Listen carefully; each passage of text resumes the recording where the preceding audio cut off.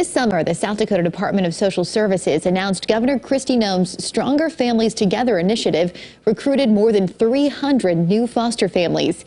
It's a tough but important job and one the state needs more families to fill. But tonight, Kellerland investigates one of the surprise challenges many foster families are facing.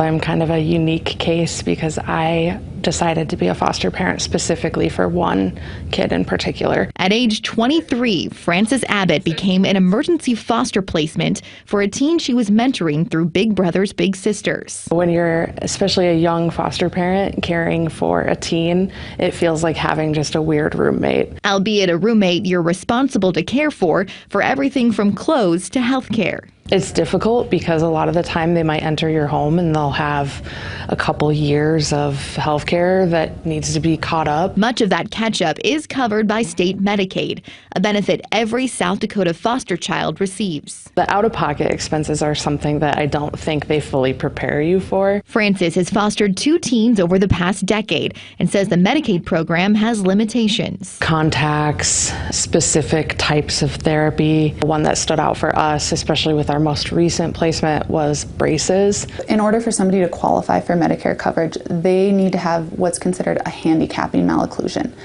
There's an index or a scoring system that we as orthodontists will fill out and go through those steps to submit to the state. It's a severity teens rarely qualify for. The South Dakota Department of Social Services says in the past 2 fiscal years, just 4 foster kids have had braces covered by the state. As of June of 2022, South Dakota had 587 teens in foster care. 30% of them have been in the system for 3 years or more, meaning they've only had access to Medicaid during the time braces are usually recommended. It's easier to do that as a teen when your peers are going through it. It's one of the many typical teen experiences a lot of foster kids miss out on. They're moving between homes, they're separated from siblings, there is a complete upheaval. Emotionally, stability-wise, they don't have a place to call home anymore. It's a feeling Sioux Falls attorney Casey Olivier knows well. She entered into foster care while still in high school. You're in survival mode and you're just trying to figure out, how do I survive this moment to make it to the next? So your health, your wellness is at the last part of your mind. Even if a health need comes up, many foster kids are afraid to ask for help. I lived with a cracked molar for probably 5 years. You learn to adjust. You chew on the other side of your mouth and you get by. In her work as an attorney, Olivier also knows the abuse or neglect that led to a child entering care can mean even more physical challenges. Neglect in childhood. If a child is given juice or milk at bedtime, their teeth tend to rot. But in order to fulfill needs like dental implants or braces, foster parents are left to decide whether they can foot the bill. It would have been thousands of dollars. It's a question many families with financial hardships face when their teens need braces. You know what? When I was a kid, I did too, but my parents couldn't afford it. It's always sad to say we can't pay for this, but I know a lot of times, and I know a lot of parents that children want things and they just say, well, you can't have that because we just don't have the money. South Dakota Representative Kevin Jensen is the chair of the Health and Human Services Committee. He says funding braces for everyone on Medicaid would be a stretch for the state's budget. What's troubling about Medicaid in general is it's not free like a lot of people think.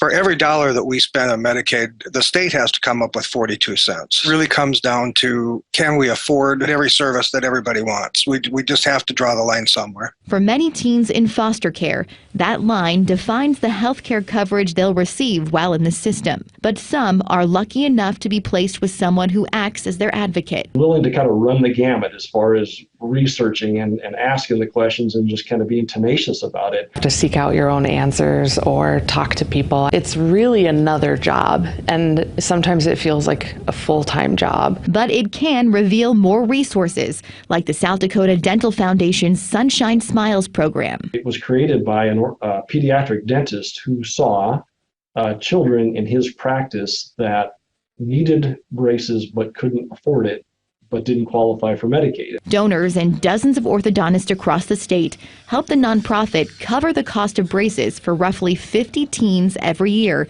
as long as their families commit to contributing $1,000. Increments as small as $25 a month. And what we find is that small level of financial participation makes sure that the family and the child are fully engaged in the treatment. Treatment that can last anywhere from 18 to 24 months, with appointments every 6 to 8 weeks.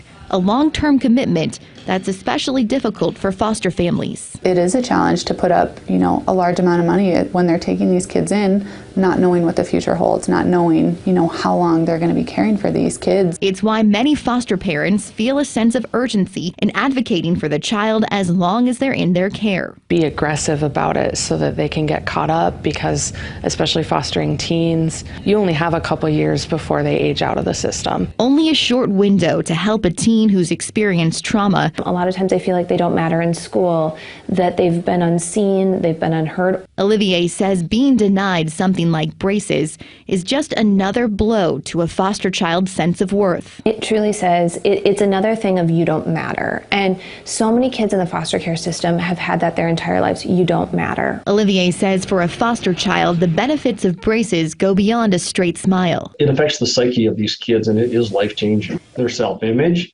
how they feel about themselves, and their aspirations are just so great. A boost in self-confidence advocates wish more kids in need could experience. Really feels like the standard and should be the standard for all kids. It's why many foster parents would like to see state lawmakers make some changes. The foster care kids, maybe we need to look as a state, rather than Medicaid, look at a different way to insure them. While Representative Jensen isn't sure what that might look like, he says it's a topic lawmakers can certainly discuss. Letting them know they do matter, and their lives matter, and their careers, their professions, they matter. They matter to all of us and the community as a whole, and it's a huge benefit for us to help them and help them succeed. Now, these same issues apply to all of the nearly 93,000 children receiving Medicaid benefits in South Dakota. This November, voters will cast their decision on Medicaid expansion. That ballot issue would allow more people to qualify for Medicaid benefits. It would not expand what health care needs are currently covered. We get a one-day